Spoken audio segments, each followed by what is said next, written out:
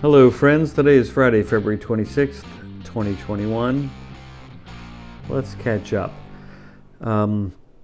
Couple of technical things I'd like to address. Yes, this aspect ratio is a little different. We're going widescreen. To paraphrase a horrible human being, but it's still a funny joke, and those of you in the media will hopefully get the reference. F it, we're going wide. Why are we going wide, Robert? Well,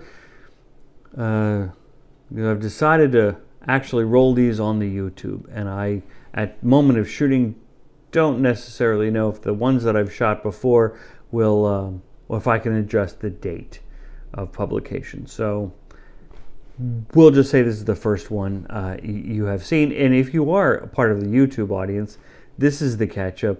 I'm RDM, and follow me at RD Mathers on Instagram, and you can see the early phases of the experiment as it rolls on. What do we do here on the catch-up? Well, I catch up. This is done as we enter the second year of the COVID-19 pandemic.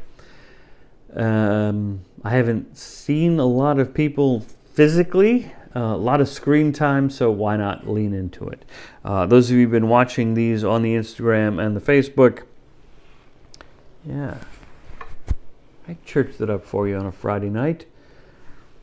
It's an easier way to hold the lavalier mic, because why not? It's been a week. It's been a week for me. Has it been a week for you? I don't understand whether it's Mercury coming out of retrograde or just, my goodness, 2021. Who knows? Let's talk about entitlement, shall we?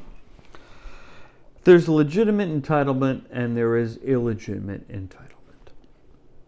So a few days ago, I was in the grocery store, and my grocery store, as we've entered this COVID protocols, has implemented one-way aisles. Everybody travels the same direction. Much like roads in Boston, you understand what one-way roads are. So it's not a foreign concept. To me, it shouldn't be a foreign concept. Everywhere, no matter where you live, there are probably one-way streets. Except maybe in the West, in the Midwest, where you guys have all of that space that wasn't colonized. But anyway, so my grocery store has one-way aisles, which I think is great, and I'd like them to keep that post-pandemic. So I'm reaching the end of an aisle the other day, and there's a fellow, let's say he's older than I am, significantly. And this is not a passing remark on people who are older than me significantly, because I very much hold and love people who are older than me, especially family members. And by the way, welcome to the new ones who have discovered this. Not new ones to me, but new to social media. Yes, this is a lot of fun, and you're going to lose a lot of time on here, but why not? Follow the people you love, and it's fun. Anyway, this fella, we reached the intersection, if you will, and he was a little farther in momentum than I was, and I said, please, you go right ahead, because that's what he was indicating. And he said, no, I'm going up that aisle. Remember, I said this was a one-way aisle, so I say, as politely as one can, speaking, with my mouth, wearing a mask, trying to communicate with my eyes, hey, asshat. I said, well, this is a one-way, you'll have to go around, so please, go ahead. And he looks at me and actually says to me, those rules don't apply to me. Well, like John Paul Jones, I gave no quarter until he went, right around me. And then I decided not to confront him. I went about my business. It didn't seem worth it. I get home and I'm emptying my groceries, and I hear a voice. And I do the check that those of us who live alone know that's not a cry for help. It's just a statement of fact. Those of us that live alone, And thank you for calling, by the way. Those of us that live alone, you do that during this pandemic. You do that check and you go, all right, is this voice in my head? No, it's too crystal clear, and it's actually saying things about going through a day that you haven't gone through. All right, so I checked the smart speakers. It's not the smart speakers. Again, for reference, it is winter here in North Jersey, which means I don't have any open windows because it's still 30-something degrees.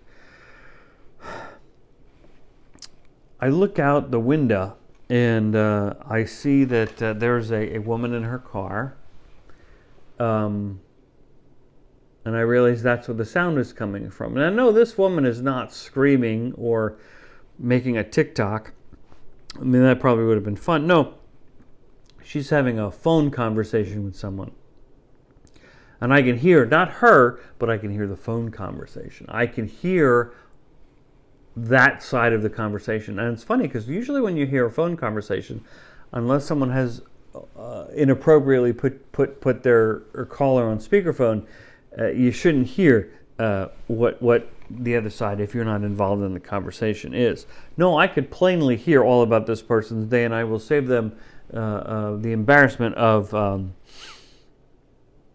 what they were talking about. But it was something that those of us in the neighborhood shouldn't have heard.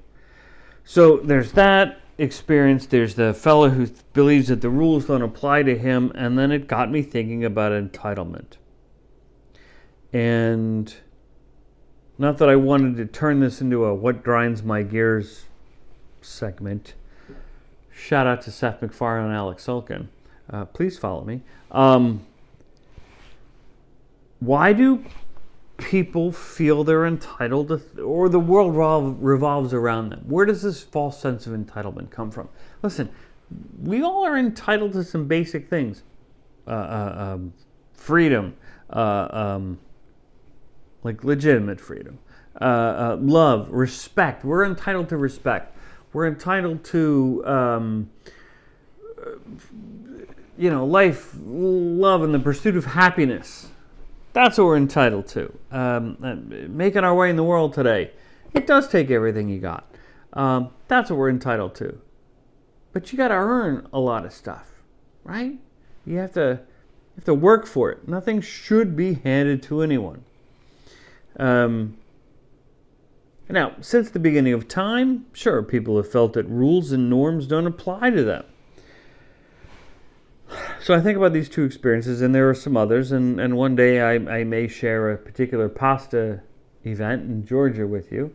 Where do we then correct entitlement? Or correct people who feel a false sense of entitlement? Like I said, it's been a long week. I'm a little tired. Since the beginning of time, certain people have felt that norms and rules don't apply to them. I'll openly admit a lot of those people look like I do. So when is it our job to put them in their place? I believe it is when there is a legitimate injustice happening, when someone who has been disenfranchised or unfairly treated is being taken advantage of by someone who shouldn't be doing that. By all means, assess and step in. And part of that is also working through systems. Broad strokes, okay? So don't jump on me here. But on the whole, in the two situations with which I described, someone bending a rule here and there, doing something stupid, it's a minor inconvenience for me, but I can work around it. I can ignore the conversation that the woman was having with her friend, so the entire neighborhood could hear. The asshat man who decided that he was going to go the wrong way and potentially, he was wearing a mask, but I'm sure he did that reluctantly. See what I did there? I generalized. I don't know anything about him, just that that one experience rubbed me the wrong way. But I don't need to be the hero. I don't need to defend the entire grocery store from whatever this idiot has. I just got to move about my business, right? there's a time and a place. You know, in the last few years, as we've become more polarized, and it may appear that, you know, we're spinning off our axis. I have become a big proponent of letting the universe handle the situation. So when I run into a situation of which I've just described, or the situations in which I've just described, I will take a minute. I'll take a beat and say, all right, am I being called to do something here, or is this the universe going to handle this? So again, loud talker on the speakerphone in the car, disturbing the whole frickin' neighborhood, dogs barking, cats meowing, fish jumping out of their bowls, that kind of thing. And, you know, idiots in the grocery store, or people that cut you off on the Garden State Parkway. And screw those people, but metaphorically. Not my job. So I'm going to calm down, and I'm going to reflect, and I am going to realize that the universe can handle that situation. I really do believe, and I have some loose empirical evidence to back this up, that if it doesn't directly affect you, again, those kind of minor inconveniences, which at the time can seem like major inconveniences, or if you go through an entire week of lots of stupid people doing stupid things, but you can manage around that. Not to brag, but one could be the bigger person. But if one remains calm, I believe, to my core, it projects more calmness into the universe. And I do agree that there is a time and a place, and I will say this in several regional dialects here in the United States. There is absolutely a time to lose your religion. There is absolutely a time to lock the barroom door and deal with the Gatlin boys. There is absolutely a time to have kittens. And there is absolutely a time, as we say around here, to go full flippin' Jersey. But if it doesn't directly involve you, if it is not going to, if you're not watching someone be abused, watching someone get abused or hurt, or some injustice that is grave, those are the times to lock the barroom door, to lose your religion, to go rattles and horns, to have kittens, and to go full flippin' Jersey. Because you'll be in the right. So in those situations, let the team upstairs handle it. For they can mete out a justice that is far greater than anything we can typically do. So, spring is about to be sprung. Preseason starts in a couple of days. Really excited about that. So just kind of remain calm. Let's project that back into the world. Thanks for catching up.